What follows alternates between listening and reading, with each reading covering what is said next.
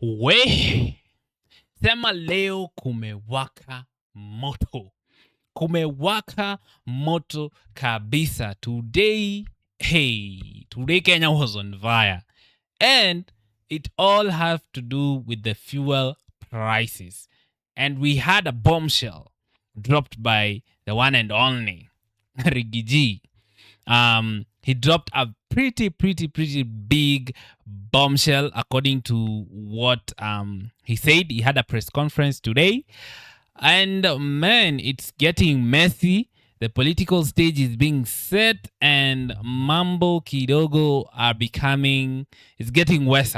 Anyway, my name is Legend. If you're new here, please make sure to hit that like button. Make sure to hit that subscribe button and join the family. Ndio hii ya subscribers hapa. Make sure to like. Let's get into it. So all this saga started yesterday. Anyway, I'm recording this on the 15th of April. Okay? And on the 14th, EPRA decided to do something. As we all know, there's been a war between Iran and the US. There's some turmoil, and which led to Iran closing the Strait of Hormuz. Okay? And this is where the story begins. Because a few weeks ago, Iran closed the Strait of Hormuz. And it has been conflict. It's been up and down between Donald Trump and Iran whether this strait is going to be open. Why is this strait very important? Because a fifth of the Earth's oil passes through this small strait. Okay? A fifth of the whole world's oil passes through this strait. If you get your oil from the Middle East, if you get your oil from Iran, if you get your oil from that side of the world, it passes through the Strait of Hormuz. And Kenya is one of those countries that gets its oil from the Middle East. So this hit has been coming. And before even we got here, Kenyans have been speculating online and saying and waiting, when is that price hike coming? When is that price hike coming? When are we going to run out of fuel? So many people were speculating about when Kenya was going to run out of fuel. And credit to Kenya, we have not run out of fuel. But another issue has emerged. And now the fuel prices have started going up, which means the war is finally creeping to us. We are finally starting to feel the pinch, because before it was business as usual. No prices hiked, nothing. But now it looks like it is time to pay the Pied Piper. But the way it has been done, and the backlash has already started, and you better tighten your belt, because this fuel crisis, it's just the beginning, okay? And we are getting a reaction from every facet, every industry. Remember, oil is a very, very important commodity. And when anything happens to oil, it affects every aspect of the country. So we are actually seeing the initial, because this price hike was announced yesterday. And today, all hell has broken loose. Oh my God. So, without further ado, let's begin. Let's get into it. Okay. So, this was yesterday. EPRA raises fuel as petrol increases by 28 Kenya shillings. That was a very, very steep increase. 28 shillings. Previously, it was at 178. Now it's over 200. We are going to check at the price list. And diesel increased by 40 shillings. It was at 160 something. Now it is over 200 shillings. So these prices just hit like nobody business. And kerosene remained the same. Okay. So let's have a look at the actual message. Okay. Let's get a look at the actual message. Okay. This is the press release. I don't know whether you guys can be able to read this. Let me try to enhance it and like zoom. Okay. There we go. So this was a press release on the 14th of on the 14th of April, which was yesterday. And this is meant maximum Maximum retail, let me just bring myself up here. Just a minute. Okay. There we go. So it says maximum retail petroleum prices in Kenya for the period of 15th of April, which is today, to 14th of May. So these prices are supposed to go for the month that we are in, okay, which is this month. These prices are supposed to take in effect for April to May. In accordance with Section 10, Petroleum Act of 2019, Legal Notice number 192 of 2022, the Energy and Petroleum Regulatory Authority, EPRA, has calculated the maximum retail prices of petroleum products, which will be enforced from 15th of April, which is today, to May 14th. 2026. In the period under review, the maximum allowed petroleum pump prices of super petrol and diesel increased by 28 shillings and 40 shillings. 28 shillings for super petrol, 40 shillings for diesel, respectively, while the prices of kerosene remain unchanged. The prices are inclusive of VAT in line with the VAT Act of 2013 as read with legal notice dated 14th of April, which was yesterday. And as you can see, they are saying here, they're saying that kerosene and diesel VAT has been reduced from 16% to 13%. So they have reduced the VAT by 3%. They also here go to mention that there is a subsidy. There is a fuel subsidy that is being applied of 6.2 billion shillings. Sasa hapa ndio mchezo inaanza kucheza. Hapa ndio sasa political games are going to start picking in, okay? So weka hii 6.2 billion at the back of your mind, okay? Weka hiyo VAT at the back of your mind. And then I also want you to weka hii date. I also want you to weka this date at the back of your mind, okay? This date, legal notice 192 of 2022, okay? So 3 things work at the back of your mind. 1, e-subsidy, 6.2 billion, okay? That figure. 2, your VAT reduction by 3%. And 3, your date here, 2022. Higher. When that got released, all hell broke loose, okay? Now, these are the new fuel prices, okay? These are the new fuel prices. In Mombasa, the price of the price of super petrol is 203.69.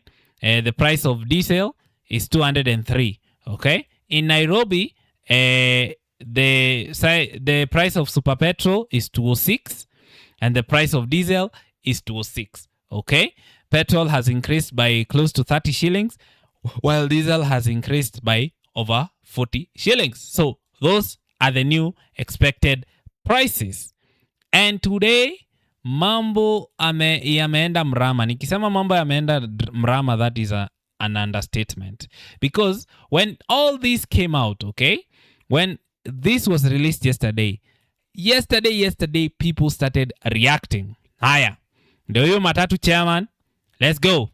Matatu Owners Association Chairman Albert Karacha announces hike of bus fare tomorrow. Immediately, this was released yesterday. Immediately, EPRA released what they released.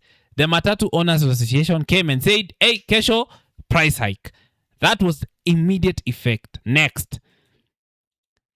Matatu operators announced fare hike of up to 30%. Hizi zote zimehappen today, okay? Yesterday and today. That's the first domino that has fallen. 1, fuel prices have hiked. 2, fares zimeenda juu. Haya. That is matatu. Kuna hii inaitwa ENA coach, wame increase their prices. So that is the first guys, hiyo tu ni the first tunahitaji the first phase.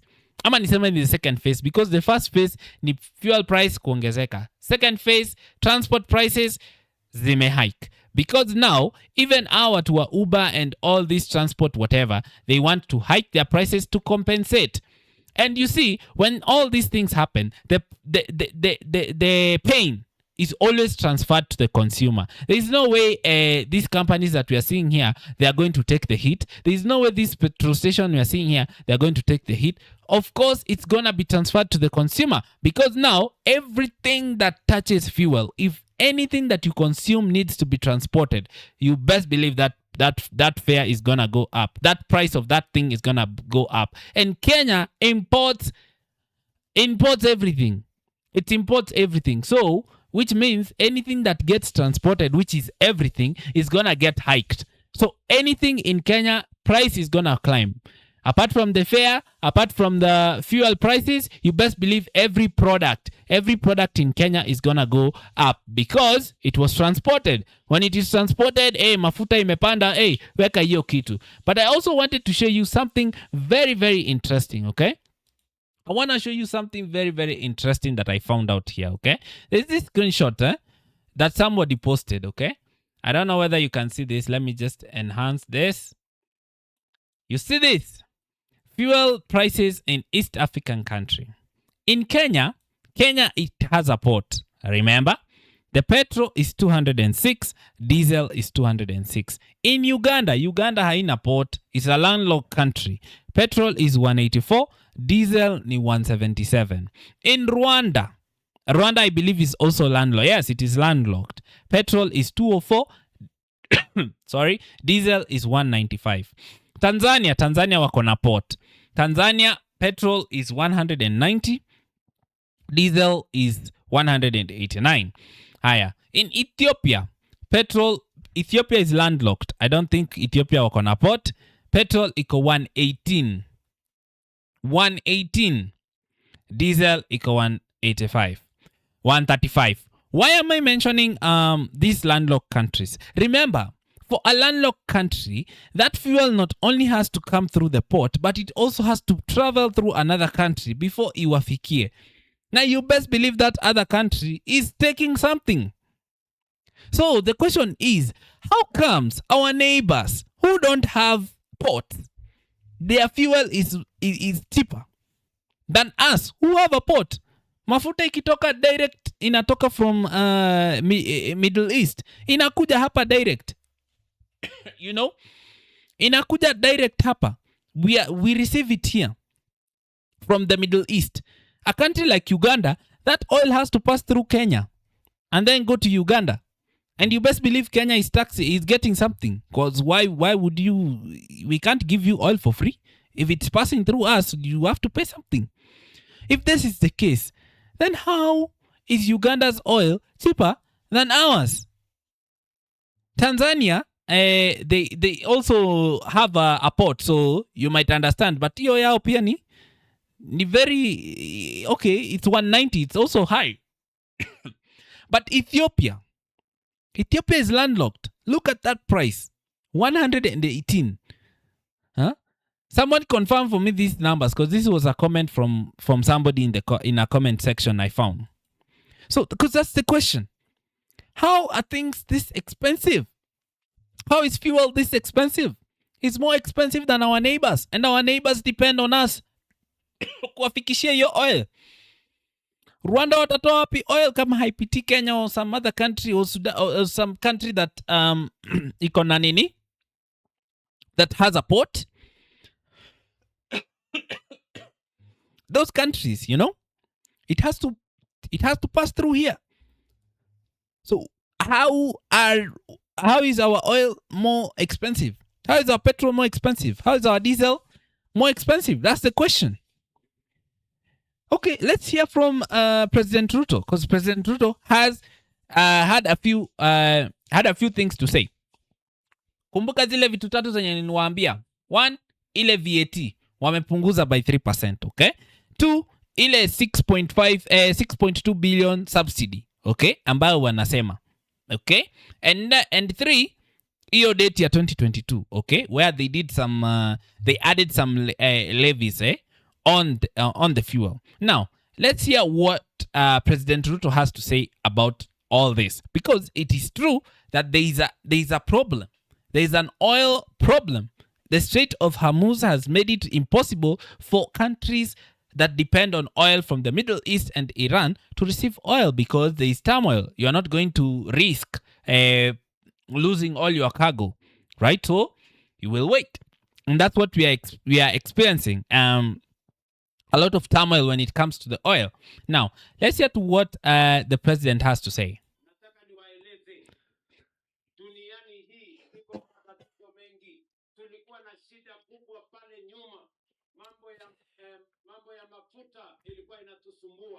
Lakini Mungu akatujalia tukawa na mpango wa G2G ambaye iliokoa taifa letu la Kenya. Wakati wengine walikuwa wanahangaika, Kenya hii tulikuwa tumejipanga. Hata nchi zingine walikuja kutuuliza ni vipi nyinyi Kenya mmefanya. Hata saa hizi tuko na shida kubwa ya mambo ya Middle East. Tumekuwa na matatizo ya vita kule. Mambo ya mafuta imepanda kila sehemu, lakini hapa Kenya tumepanga vizuri tuhakikishe ya kwamba ile bei ambayo ingeruka juu sana tuhakikishe ya kwamba tunaifanyia moderation. Tumetoa pesa ya serikali bilioni 6.5. Ndio hiyo sasa, that's 6.2 imetolewa. Tumerudisha chini ile mambo ya VAT ndio hiyo, the second thing. Mambo ya mafuta hapa Kenya. Na mimi nataka niwahakikishie ya kwamba serikali ya Kenya tutafanya juu na chini. Nchi zingine nikiongea na nyinyi hawana mafuta hata katika pumps zao. Which is true. There are countries which don't have oil in their pumps. Tumehakikisha ya kwamba tumefanya subsidy ndio hiyo gharama ya juu zaidi isifikie kwa wananchi wa taifa letu la Kenya. And we are going as a nation to make sure that we cushion the people of Kenya from high prices of fuel. The G2G arrangement has made Kenya a very competitive fuel destination. Haya, now I want to stop it there. Nataka nisimamishe hapo.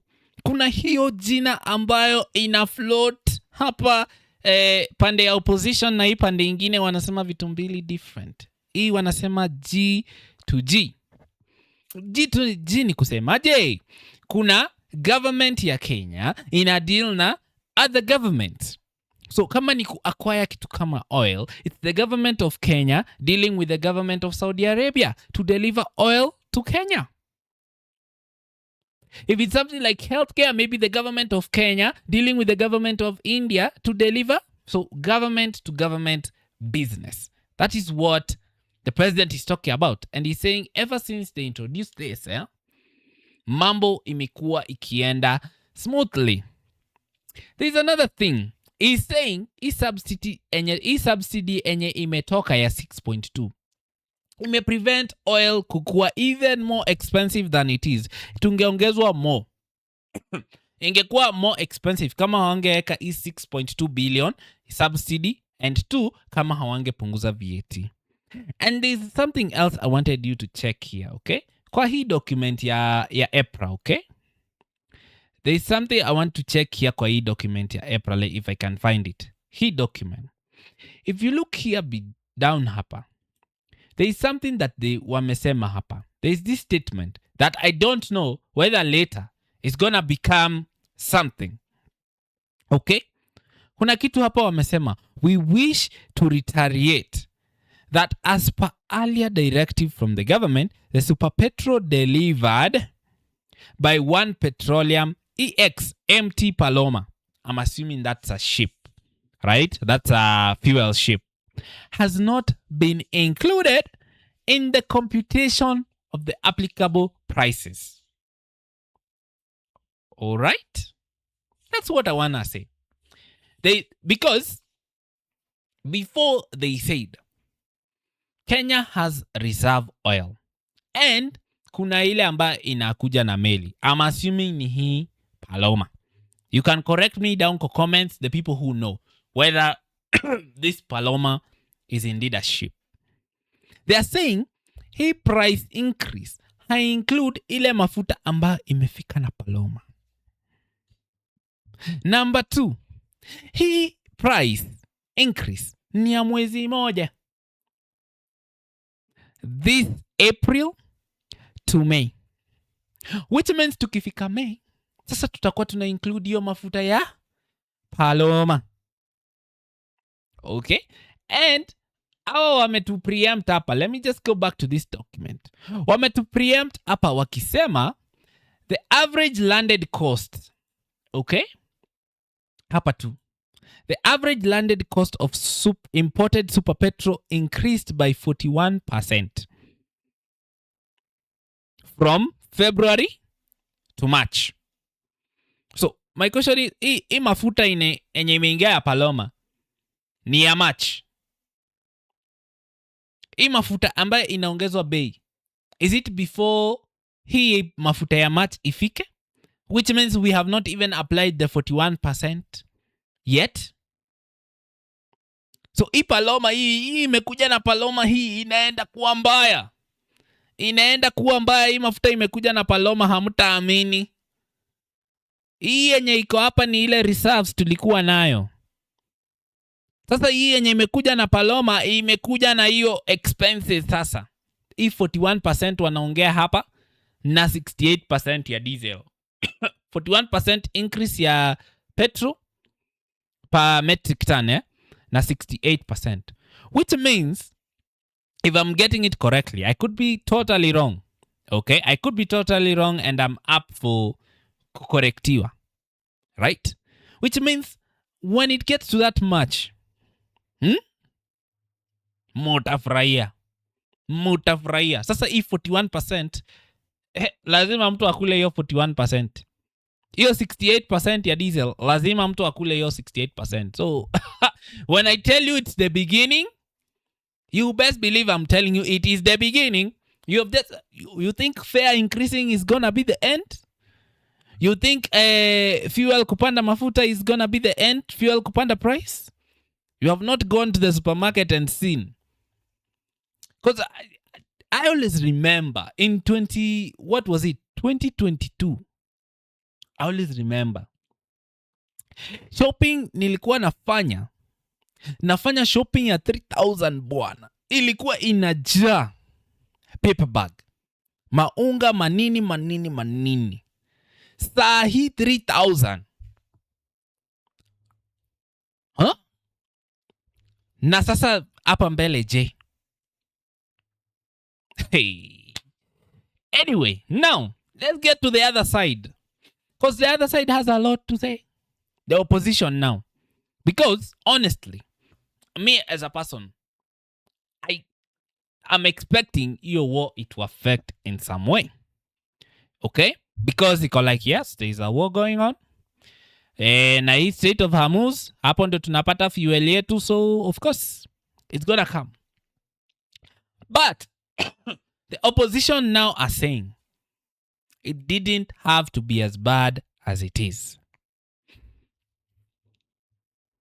Now what they are saying, wanaongea mambo ya hiyo fuel levy. Wanasema hiyo fuel levy kwanza muliongeza tu.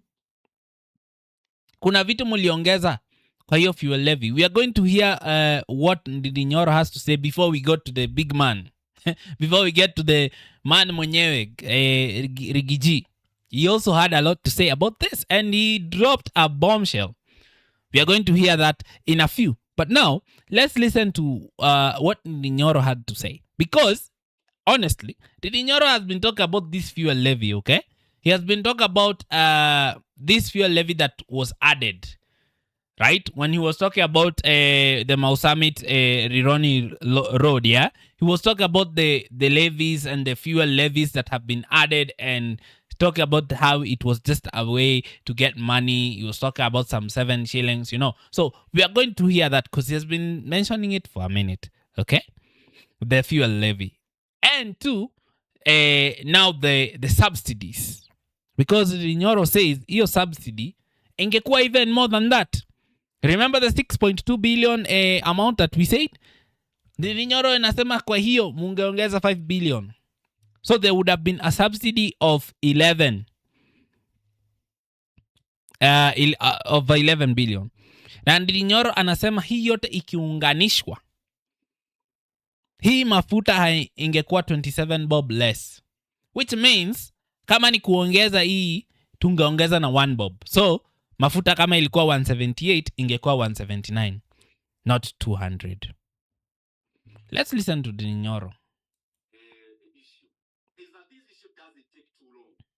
There is already solutions being floated globally, and therefore we may push to the Kenyan people. Then we end up hurting our economy for the rest of the year. I don't think we need to do that. Kenya has resources Right. to be able to arrest this matter when we can arrest it. The other issue that Kenyans must be aware of, just look at your data and you'll see that global oil prices were at a higher price in the year 2022 than they are now. Okay. Actually, in the May of 2022, a barrel of oil topped around $115 per barrel. It is definitely higher than. So in 2022, fuel was more expensive than now. It is trading today. But was it for a short period of time? Because this, the period of time also matters, because this has been a lengthy period of time. So this is simple arithmetic. The global oil prices were higher in 2022 at around $115 per barrel. But the highest Kenyans were paying was around 160 shillings for petrol and 140 shillings for diesel. What an oxymoron then there is. That the global prices. So then the price was 160. But I would like to know how long. Was it for an extended period of time, or was it for a short time that oil was 115? Because even here, it has, even now, the global oil prices have gone to over $100. Like fuel stabilization fund, which is funded by Kenya, it is not explainable logically how any of our neighbors should be selling fuel cheaper than Kenya. That is a paradox by itself. But also that's a point of questioning. How are our neighbors who depend on us to deliver the fuel for them, how do they have cheaper oil than us? Maybe many people block Kenyans from getting this information. Okay. This scam called G2G. It calls G2G. We have this G2G, yeah? It is a scam, and it is a business for senior government officials in Kenya. G2G, there is nothing government to government. Saudi Aramco is government in their area. And also the companies in the UAE are owned by government in those countries. But the other G that should represent the government of Kenya. Kenyans should know that there is no government there. These are self-interested leaders. That's a big accusation. Profiteering from G2G as Kenyans brace themselves with the pain at the palm. What? G2G, I want to repeat, is a kiosk. It is a business enterprise. A kiosk? A profit machine for senior government leaders in Kenya. Okay. And the companies that handle 75% of G2G volumes, the ultimate beneficial owners of these companies are the same people who added fuel prices yesterday. That for them, they would rather make profits from their G2G arrangements and illegal businesses. So G2G is not government to government. Shoulder the burden and the cry. That's what Ndidinyoro is saying. The most unfortunate bit is that they have now extended that grid from now downstream to midstream to all the levels of fuel production in Kenya. That the same cabal in government who are profiteering from G2G, they have now taken Kenya's resources into Turkana. That the oil in Turkana does no longer belong to Kenyans. It now belongs to greedy leaders. The same people profiteering from G2G, they have now stolen the Kenyan fuel and oil in Turkana. They are now exploiting it and exploiting it for their own personal benefit. It is a big shame. And Kenyans cannot continue to be led in this kind of profligate and unabashed and uncontrolled greed. G2G, for avoidance of doubt, is a scandal. And the people who see they are purporting they are the owners of those companies are not. The second thing is that we have now also negotiated through the pain of Kenyans our political dealings. The G2G companies that were there previously belong to the original owners of government, the original one. Now, even What does that mean? part of the negotiation that was there after the protest of 2024, that instead of addressing the issues Kenyans raised, leaders sat down to cut deals, and a few companies were introduced into G2G. One of them, you have seen it in today's newspapers on front page. That as Kenyans, we are talking about lowering taxes and lowering the cost of living. Leaders sat down in dark rooms and instead cut deals on introducing companies belonging to the then opposition. For them to be silenced, Kenyans had to pay the price. I mean, it was a very feisty interview. You can go watch it. You can go watch it. It's available if you search on YouTube. Just what Nditinyoro said today, but you can find it. But this G2G has come on the spotlight, and this now it forms the basis of Gashagua's bombshell, because Gachagua now le ameamua kaende sana. And it has to do with this G2G. As Ndidinyoro says, anasema hapo hakuna government. That's what Ndidinyoro is saying. He's saying it is a scam. It's some senior government leaders have come together. They have joined those companies in the G and formed this G, and then now they are dealing with other Gs. That's what Ndidinyoro is alleging. That's what he's saying. Na hii G2G imeja ngore. Because later in that interview is where he says, he mambo, there could have been more subsidy and hii VAT ingekuwa down further. And saying, I think the upper issue ni tax ni mingi. But now, let's zero in on this G2G. And now let's hear to what Gachagua has to say. Sababu Gachagua leo, hey, aliamua. Let's listen.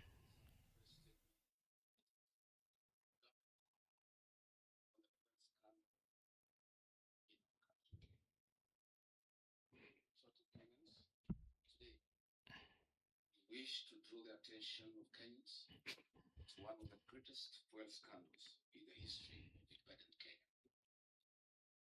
We have deliberately taken time to look into the scandal that has hit Kenya in the hope that the government of President William Ruto would be kind to the people of Kenya and save them from harm.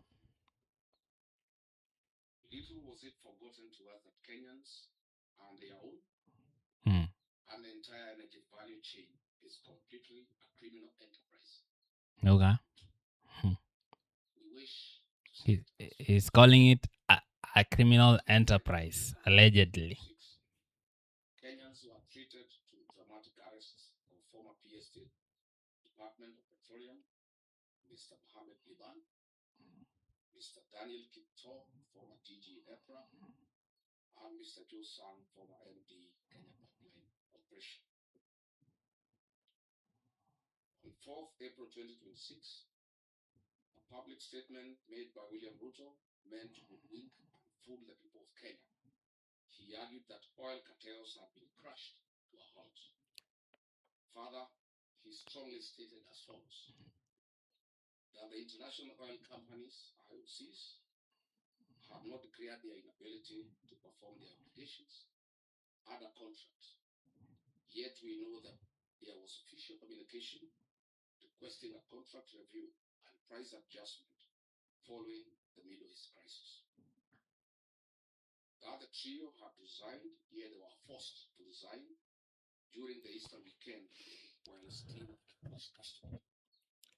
Now, the three accused persons will be charged in a court of law for various offenses. The three international oil companies, IOCs, in the so-called G2G arrangements are Yeah, G to G. supply diesel and super petrol. Abu Dhabi National Oil Company This is from the Middle East side, yeah? G to G. and Emirates National Oil Company, EMOC, is supply super petrol. Mm-hmm. These IOCs supply and distribute fuel through six hard-bid local oil marketing companies. But what was being hidden from the public was the real culprits of this scandal. The team leader of this oil scandal is William Ruto, Felix Koske, and their broad-based expert, CS for Energy and Petroleum, What? What? and a local company, which is a nominee of the International Oil Companies IOCs awarded at the so-called G2G framework. While the crisis in the Middle East brought about the conflict of Did he mention the companies from the Kenyan side? also a big business opportunity to fleece Kenyans, as he has always done. Kenyans will recall the Brazil maize scandal of 2009 when William Ruto was the Minister for Agriculture, and he was fired by the then Prime Minister, the late Right Honorable Raila Odinga. Truly, you can't change the character of man.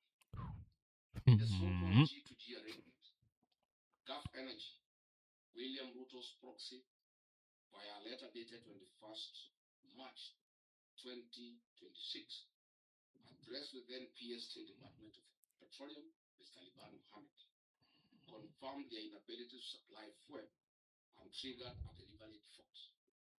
Note that Gulf Energy supplies 4 out of 6, or 67% of the monthly fuel cargoes, leaving the other 5 oil marketing companies to supply the balance of 20% or 2 cargoes imported under the so-called G2G framework.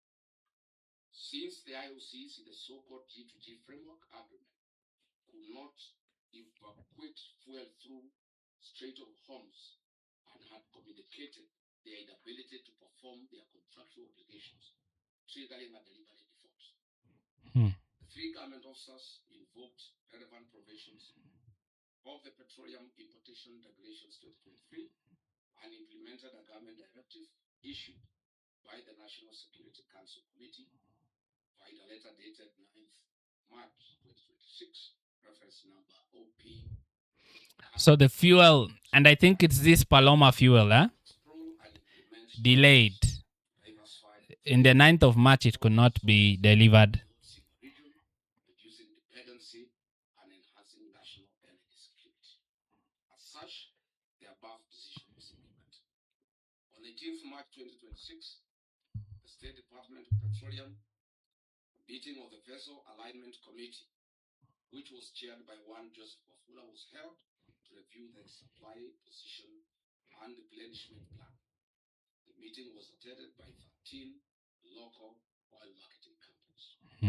During this meeting, it was recognized that there is a likely shortage or supply of petroleum products, and in accordance with Clause 21, Petroleum Import Regulations 2023, the 13 oil marketing companies were invited to submit an expression of interest for the emergency supply of contingency fuel stocks for delivery on or before 28th to 30th March 2026. It is important to note that only 4 of the 13 oil marketing companies submitted their bids within the stipulated time frame. Okay, so when there was a shortage, local duly awarded to the 2 lowest technically compliant oil marketing board bidders with the condition that the supply required a quality waiver from Kenya National Bureau of Standards, KEBS. Note this was also in line with Clause 8.1 Petroleum Import Regulations 2023 and international best practice as seen in other countries who had relaxed fuel specifications following the effects of Okay. the crisis. So now local marketers were providing oil. 6. Reference MITI stroke CS stroke 1 stroke waiver number 3, signed by Honorable Ike Nyanjui, CS Minister of Investment, Trade and Industry, addressed to the Honorable P. Wandai, granted waiver for oxygenates, manganese, sulfur, and benzene parameters in KSES 158. So they were saying like these companies were the scrutiny was a bit less, which was in line with other countries as well, because it's an emergency. On or before 30th March 2026. Their supply position was to provide fuel cover for 2 weeks, thus ensuring product availability during the Easter holidays. Okay. But where is the mischief of the incompetence? Okay. Mchezo sasa. Ruto was well appraised of all these processes and procedures. All the directives were issued by the National Security Council Committee, chaired by Head of Public Service Felix Koskei, Ruto's errand boy. Oh, jeez. Energy's bid was knocked out on technical grounds, and the competitors had gotten their letters of award. He issued clear instructions that Gulf Energy bids be affixed to the procurement process and awarded with immediate effect. Gulf Energy submitted their bids 3 days later, Gulf Energies.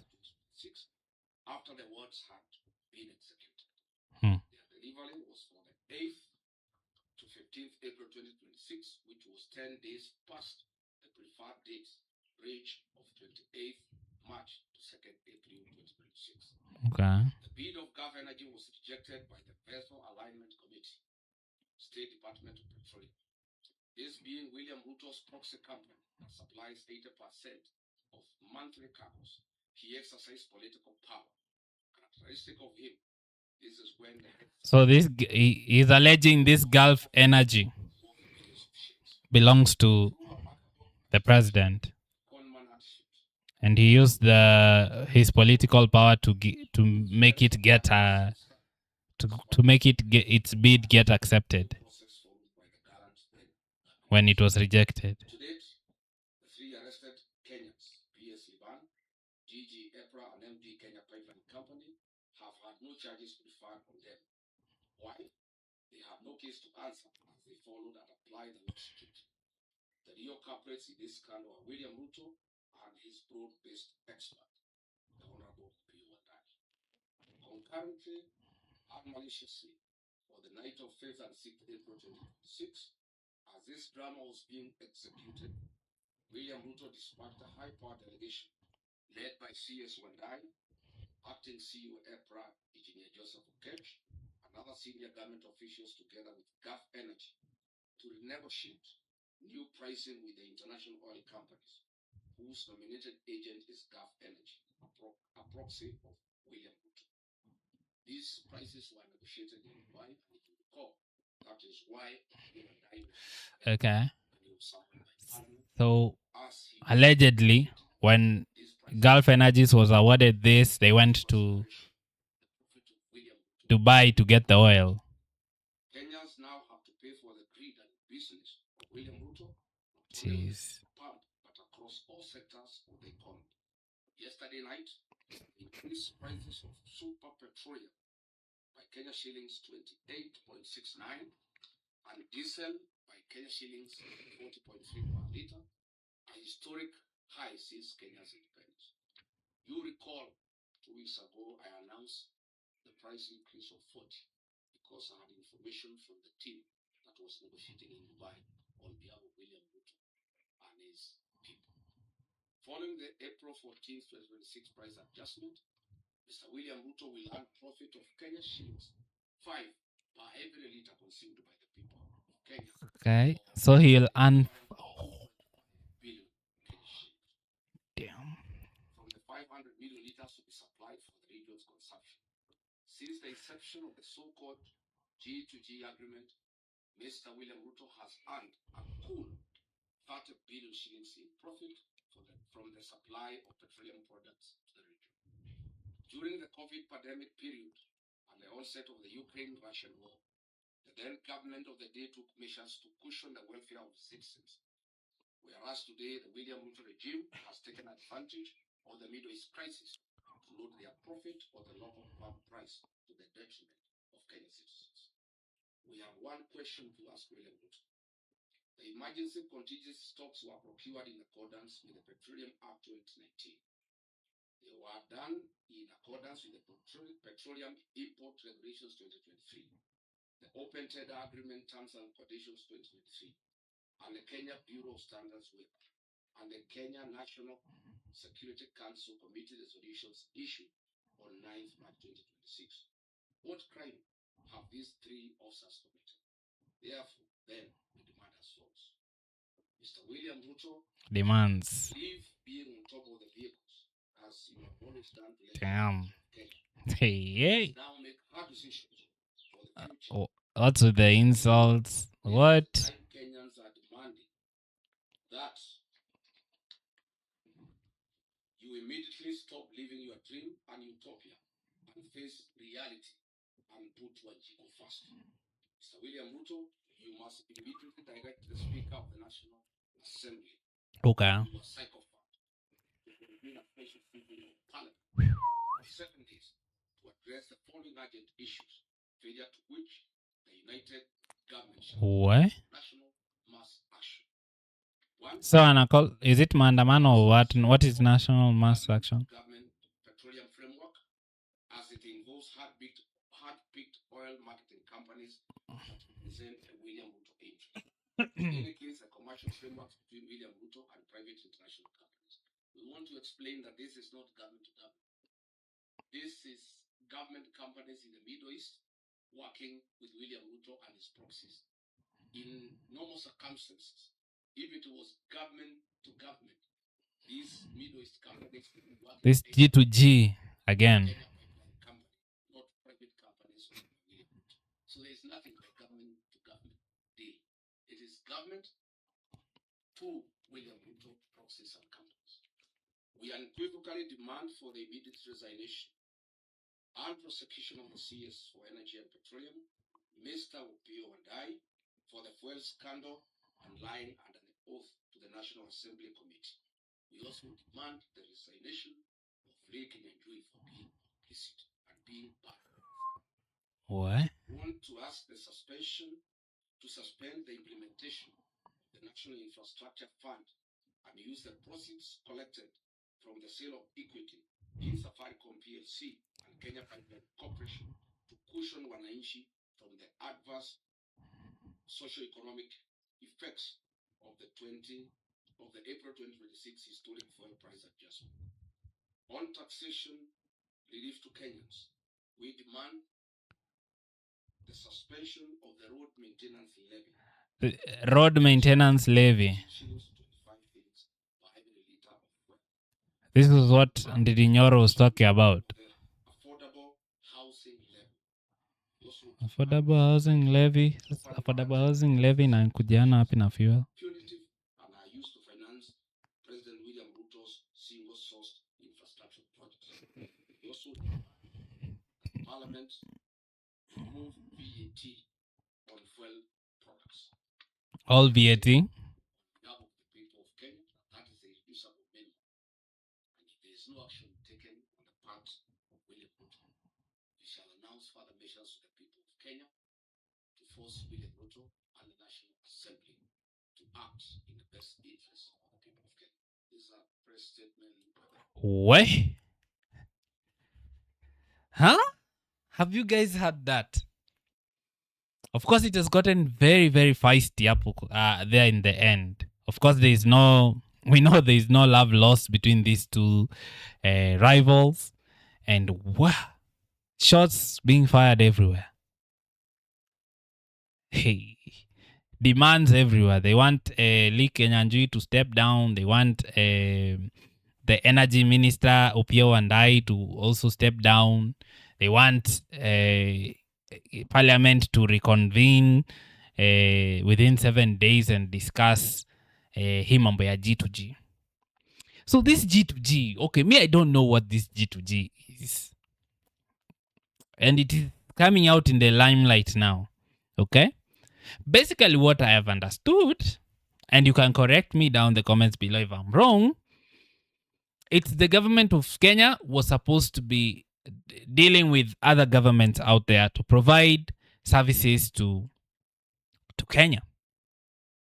Because, for example, how I understand how oil comes to Kenya, it comes from outside. The government imports that oil and then distributes to the local distributors. There's no local distributor that imports oil by their own. It's the government that imports the oil and then distributes to the local distributors. That's how I understand importation of oil happens. From what Rigathi is saying is there's this new G2G framework that has come up where the government of Saudi Arabia has partnered with the government of Kenya to deliver oil. So Saudi Aramco belongs to the government of Saudi Arabia and they bring oil to the government of Kenya and then it is distributed locally. That's what I've understood. And this G2G is for example, in the oil, it's companies that have banded together. I don't know whether to act on the behest of the government. That's what I haven't understood very, very well. Like there are companies that have banded together to work on the behest of the government. I'm not sure about that. Or is it Kenya Pipeline that are supposed to be dealing? But what he says is the UAE was supposed to deliver oil to us, right? And Apple in the Apple match, of course, hapo ndio war ilianza, and the oil ya Middle East. And correct me if I'm wrong, but I think it's this Paloma that has arrived. I don't know whether Paloma is a ship or, but in my head, I'm thinking this Paloma was supposed to come somewhere in March. But there was a delay because of the war, and the Middle East, Saudi wali communicate with Kenya, wakasema, hey, we are not gonna be able to deliver the oil because you see, kuna war hapa. And Kenya was like, okay, don't worry about it. We will implement our backup plan.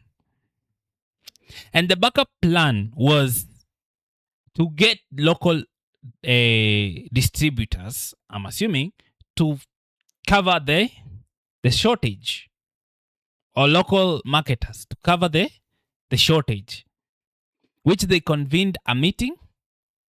This is to my understanding. Of course, I don't know the whole of it. If I am not getting it right, niambieni hapo tuko comment. So, kuna shortage. There's gonna be a shortage kwa sababu pale, let me just call this ship. I don't know whether it's the one, but I'm calling it Paloma. Okay? Hii Paloma itachelewa. Kwa hivyo, in the meantime, let's get the local companies to fill this gap. Of which me, I'm wondering if it's the government of Kenya who imports and then distributes. So, are we saying this? So these distributors, these local distributors, have their own oil that they were holding on to. They were going to sell to the government to distribute to others, or what was going on there? Okay, so what happened is now they held a meeting with 13 local distributors. Now wakasema, hey, there is a shortage here. Can anybody, foot this? Can anybody get in here and give us? And he's saying, allegedly, Rigiji is saying, 4 companies emerged. Okay, and I think he said like 3 of them were awarded the contract. But then there's this Gulf Energies, I think he said, that Rigiji is saying allegedly belongs to William Ruto. And so, ni kama hii Gulf Energies was denied. Haikuwa awarded this tender. Na wanasema tulipitia all the processes. They are saying, kukiwa na emergency kama hii, wana relax the the restrictions, now the thresholds that you have to meet to supply. And they're saying all this was applied. Na ni kama hii Gulf Energies was allegedly denied. And then now, Rigidi is saying William Ruto used his political influence to get Gulf Energies back on board. And kama Gulf Energies was awarded this tender to cover the shortage period. Because, from my own understanding, from the EPRA document, wanasema hii include hii I'm guessing the Paloma oil arrived. So, is this the reserve oil that was distributed by the local distributors that we are consuming now? That's a question. Because I think this is what now Rigidi is saying. In your iko 5 bob profit for every liter that he sold. In your ita ania 2.5 billion allegedly. Ita ania William Ruto 2.5 billion. E-oil enye inakuwa supplied between now to May, because it's a month, na hii ndio imeongezwa bei. Bado ile yenye, so I'm assuming next now ni ile ya Saudi wali deliver.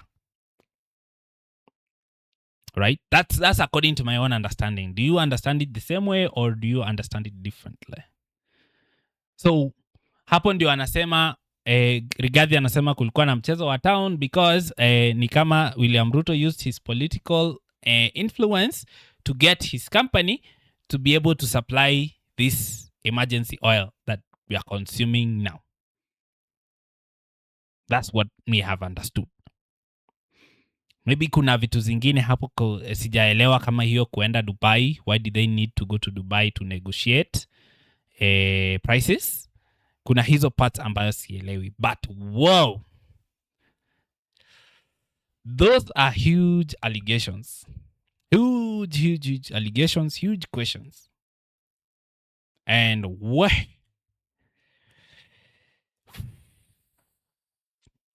Leo Rigidi aliamua leo. Leo ni leo, and that is what he's come out with. Now, we wait for the reply. How it's back to send. I don't know whether William Ruto will respond to this, or he will just say, we don't know. But, so, because me, I'm thinking, hii ya Paloma inaenda kutupeleka town. Because now hii ya Paloma ndio sasa ikona the price increase, kwa sababu hiyo ndio ikona hiyo 41% na 68%. Hii enye tunapata sahi ya hii mwezi, it's, to my understanding, emergency fuel provided by local distributors for this, because hiyo oil haikufika mapema, imechelewa. So kwa hii mwezi ndio sasa hiyo ingine ikiingia sasa, because to my understanding that is the one that is supposed to be. But kuna hii part ingine wanasema hii yenye tunaekwa saa hii ndio ngori. But you know, like anything else, time will tell. Honestly, time will tell. Because as it goes on, the fuel is supposed to get more expensive. Right? It's supposed to get more expensive. Yeah. And honestly, I either way, I do feel like it's gonna be more expensive and things are gonna get expensive. What do you guys think about all this? Because political games aside, because actually, honestly, like, fuel is gonna increase either way. That's my opinion. Either with politics or without politics, it's gonna increase. Like, you know, there is a war happening, and it is true that our oil comes from outside, from all sides agree our oil comes from outside. And if that oil has to pass through the states of Hormuz, you best believe that oil is going to be expensive. Hii mambo ingine ya expose, I don't know about it. I mean, it's good for Kenyans to be aware if these things are happening, because these are allegations. And if they are true, you know. And the part of Didi Nyoro saying about mambo ya fuel levy, of course, Gigi has also mentioned it, fuel levy, taxes. We could all do with taxes kupunguzwa. That is one thing that I agree. Taxes zipunguzwe. Because it's going to get hard. And it will be easier if we can get the VAT reduced. Mambo ya subsidies, subsidizing the oil will also help us. So I agree on that as well. Hii mambo ingine ya who is earning 5 shillings, who is earning 2.5, that's where the question marks are. And of course, that's where the issues are. That's where the politics is. But me, from this thing, what I've gotten is this is only the beginning, only, honestly. It's just gonna get more expensive. Oil is just gonna get more expensive. But Rigiji has dropped a bombshell, he has dropped allegations. Oh, let's see what happens, because damn, he's been doing this for a while, dropping this nini. That was a hot one. That was a hot one. I'm shocked. I don't know. I don't want to touch that. I don't want even to talk about it. But that's what he has said. He has said what he has said. But honestly, time will tell. Hii mambo yote, time. Time will just tell the truth. What is the real truth here? But mambo ya VAT kupunguzwa, subsidy kuongezwa, me I agree, because it makes life better for Kenyans. Anyway, that's all I had for you. It's been a bit of a long one, but I hope you guys will enjoy it. Come on, may enjoy. Please subscribe, Papa. Make sure you smash that like button for this and more. My name is Legend, and see you in the next one.